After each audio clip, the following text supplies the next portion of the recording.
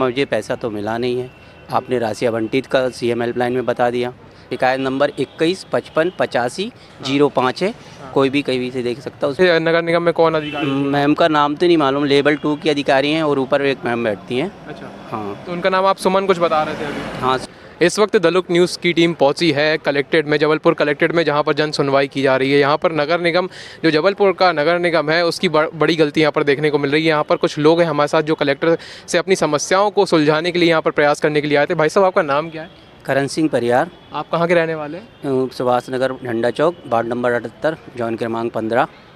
आप यहाँ पर आए थे कलेक्ट्रेट के सामने अपनी सुनवाई रखने के लिए, तो क्या क्या आपकी समस्या है यहाँ पे? मैंने आवास योजना के लिए फॉर्म भरा था लास्ट फरवरी में 2022 में, जिसमें कि हमारे जॉन की तरफ से उसका सर्वे कर लिया गया था, नगर निगम की तरफ से, जॉन 15 की तरफ से, और जिसका कागज़ प्रेषित मुख्यालय में कर दिया गया था। उसकी शिकायत, मतलब उसके लिए हम काफ़ी दिनों से प्रयासरत थे। मैं दिव्यांग हूँ, देख नहीं सकता हूँ। काफ़ी बार मैंने चक्कर काटा नगर निगम के, परेशान हो गए। मैंने सीएम हेल्पलाइन लगाई, तो सीएम हेल्पलाइन में इन्होंने जवाब दिया कि कार्य प्रगति पर है, इनको अंतिम किस्त की राशि जियो टैगिंग के बाद दी जाएगी।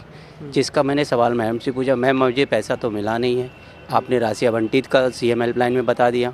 तो फिर उन्होंने लिख दिया कि इनके कागज़ प्रेषित नहीं किए गए हैं, ये लिस्ट में इनका नाम नहीं है, इसलिए इनको पीएम आवास योजना का लाभ नहीं दिया जा सकता। मतलब इसका मतलब आपने पहले नगर निगम आप गए, वहाँ पर जाके आपने जो संबंधित अधिकारी थे उनसे बातचीत करी, तब उन्होंने कहा कि आपको आपकी राशि जो है आवंटित कर दी गई है सीएम हेल्पलाइन के द्वारा, ये बताया गया आपको? सीएम हेल्पलाइन द्वारा हार्ड कॉपी, जिसका शिकायत नंबर 21558505 है, कोई भी कहीं से देख सकता है। उसमें निराकरण में उन्होंने साफ साफ लिखा हुआ। अच्छा, उन्होंने ये चीज़ लिख दी, लेकिन जब आप नगर निगम गए तो वहाँ पर आपको ये संबंधित अधिकारी ने बताया, आवास संबंधित अधिकारी ने, कि आपकी जो समस्या है वो आपके द्वारा कागज़ जमा नहीं किए गए हैं पूरे।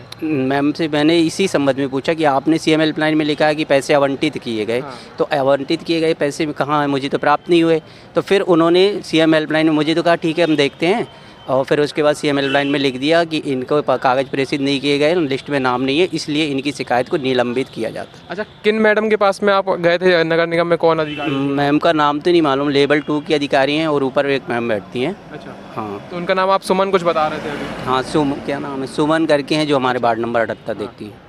तो ये आपने जब अपने सुनवाई जो कलेक्टर के सामने रखी, तो कलेक्टर ने इस पर क्या आदेश दिए, कुछ कहा है उन्होंने? तत्काल प्रभाव में इसका निराकरण के लिए मैम ने कहा, आदेश दिया हुआ है जी। तो उन्होंने क्या बताया कि कुछ आपको दस्तावेज, आपको कहीं अभी नगर निगम जाना है, या फिर आपको घर बैठे ही आपकी समस्या जो है समस्या का समाधान कर दिया जाएगा? उन्होंने कहा कि निराकरण आपका हो जाएगा, घर ही बैठे, आप मत परेशान हो। अच्छा, और आपका नाम भाई साहब क्या है? जी, मेरा नाम राकेश खरवार। आप साथ में ही हैं? जी हाँ। आप दोस्त हैं इनके? बिल्कुल। आप इनको लेकर के यहाँ पर आए थे, आपकी भी कुछ समस्याएं हैं? नहीं, हमारी कोई समस्या नहीं है। क्या है, एक्चुअली में इनको दिखता नहीं है जी, इसलिए इनको साथ में लेके आना पड़ता है मुझे। जी।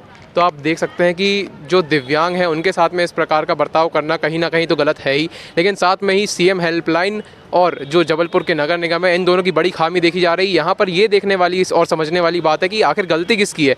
क्या सीएम हेल्पलाइन के द्वारा जो अधिकारी, जो संबंधित व्यक्ति के साथ में जो समस्या हुई उसको उसके निराकरण करने में कुछ असमर्थ रहे हैं, या फिर जो नगर निगम है जबलपुर का, उसके जो संबंधित अधिकारी हैं उन्होंने कहीं ना कहीं इसमें घालमेल किया है।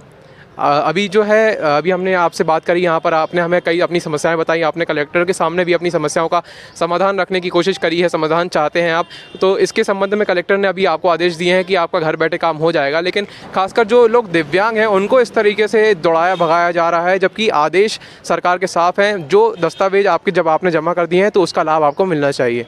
वीडियो से जुड़े रहें, अभी हम आपको और भी तमाम ऐसे लोगों से यहाँ पर रूबरू कराएंगे जो अपनी समस्याओं को लेकर कलेक्टर के सामने यहाँ पर पहुँचे हैं।